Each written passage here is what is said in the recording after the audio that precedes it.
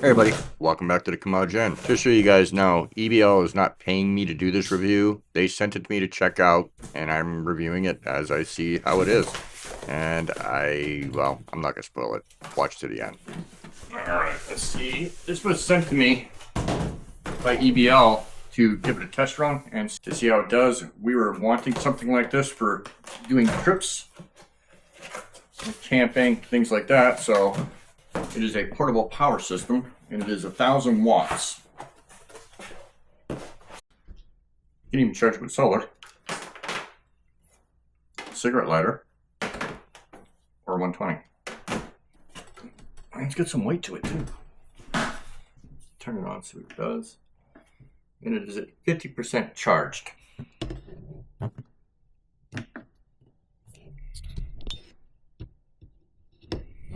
There's a light. Oh, that's bright.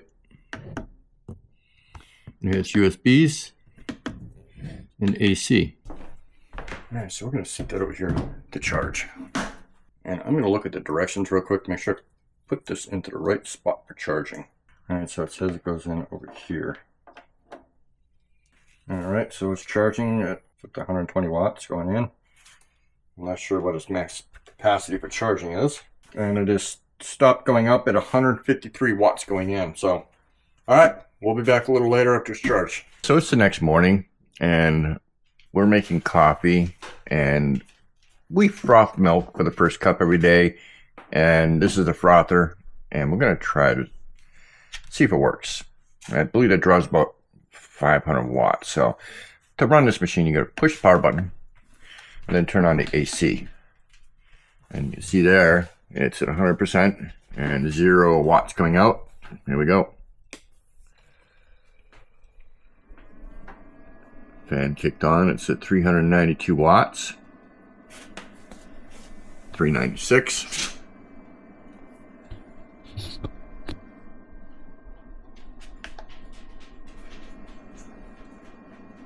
397.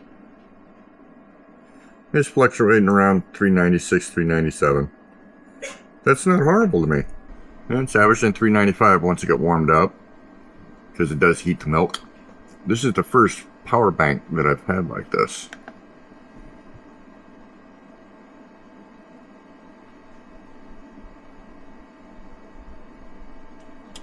And it's off.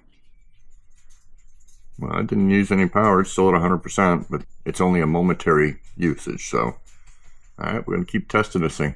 I have intentionally let the house cool down this morning so I can plug the Toyotomi into the EBL to give it a test run. I want to see how long it'll last for.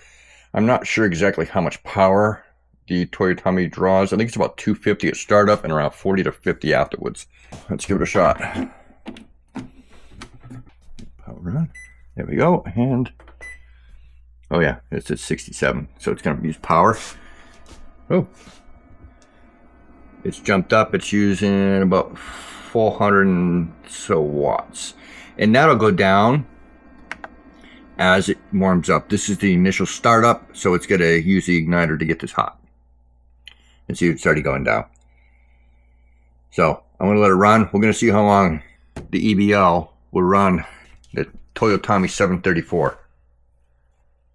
We'll be back. And so you know, it is currently 8:23. So we'll see how long it lasts. Alright, it's not long past since we started this. We dropped 2% on the battery, and we're at 48 watts pumping out. And the house is already up to 70 degrees. We've gone up about 3 or 4 degrees. And basically right now what's running and drawing the 47 watts is the fan. That. And of course the electronics. So I'm really curious to see how long it's going to last. Once it actually did fire up and started heating, I watched the levels of power draw go down. So the initial surge of it starting is where all your power goes. So we're going to leave this thing run until the EBL runs low or runs out. I'm going to let it bottom out. And this is a 1,000 watt unit, so it should last a little while. The EBL has been running the Toyotomi overnight, It's been 24 hours and we've used 41% of this battery running the Toyo. I'm actually quite impressed. Because at times when this thing starts up, it's drawing right around, oh, what was it? It starts at like, goes up to 400 and then slowly works its way down over the first couple minutes down to about 250. So it's quite impressive for such a small power station. I mean, it's not small, it's 1,000 watt hours. So, I mean, it's quite nice. Anyways, let it do its thing. We'll check again here about noon. All right, so it is flashing at me saying it's down to 3%. So I'm actually going to unplug it all of that because I don't want to drain it all the way. But we've gone for 30 hours running my Toyotomi 734 oil heater.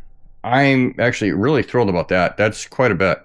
So next we're going to do is we're going to get this baby charged back up and we're going to put some loads on it to see what else it'll do. But so far I'm impressed by this little EBL. We just finished fueling up the log splitter. Now we got to start it. This is our champion. We've had it for a couple years now. It works great. However, the pull start broke the first year, so we cheat. I use a DeWalt drill with a socket on it to start it. Hang on, I'll show you. All right, so we're going to take this drill. We're going to test the EBL and see how it does under load.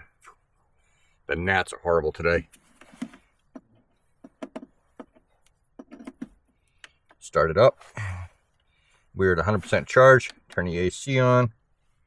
It is on. Let's see if how much juice it uses. It only uses 300 watts. This is no problem. Anyways, let's start the log splitter. You can see that, right? Okay.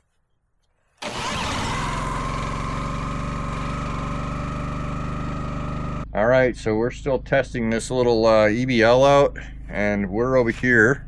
I'll get you guys to move back a little bit so you can see what I'm actually doing. I'm transferring diesel from an old drum to a newer drum just to get it out of the way because the top on this one here is a bear to open. And we're also passing it through a water lock system to make sure there's no water involved in here.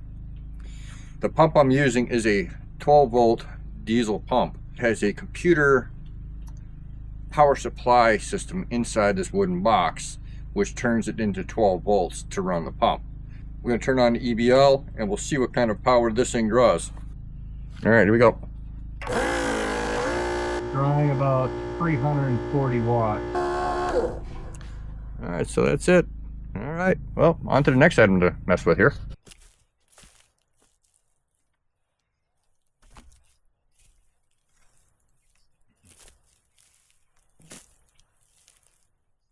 Well, you can see this.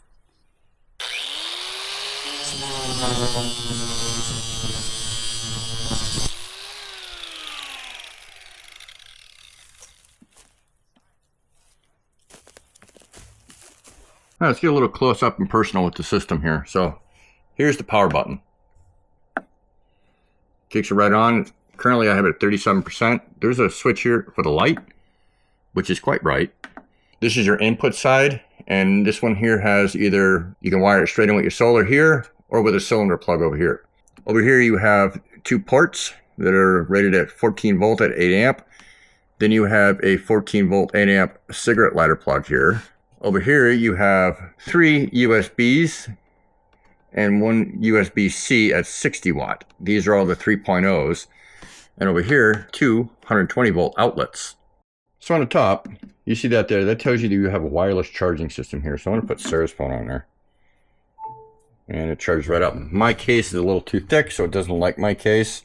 And I have a hard time using that with most magnetic chargers.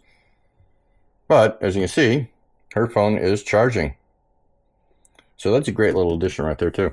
All right, so it is a beautiful, glorious day out here today. So I've been messing with the EBL for about 2 weeks now. And so far, I'm really amazed how that thing works. The power station is 1,000 watt hours. And so far, everything I've plugged into it has not had a problem running. However, I don't use a lot of appliances that draw more than, say, 500 to 700 watts. I really don't have any power tools here, or small tools, that are under 1,000 watts. Most of my other things are well over 1,000 watts, like my skill saws and things like that. So I don't want to put it in there because I don't want to ruin it, because I actually really like it. It has not had an issue at all starting up, running anything I've used. I actually had it out here yesterday charging one of the batteries from the snow machine using a Stanley Max battery charger. And at one point, I did a 100 amp surge to it to try to jump the battery because it was dead. It went through its little process to build up the power into it. And then when I went to start the snow machine, it started up like nothing. All in all, for the price of the EBL Power Station, it is, in my eyes, well worth the money. 1,000 watt hours for under $500. That's pretty dang good to me. I do not have solar panels for it to see how well it will charge. I will pick a 150 watt panel up, which is what it's rated at, and try using it and see how long it takes to charge off of it. I will do an update sometime over the wintertime on how it's performing, because you're going to see it used in quite a few different places throughout this winter.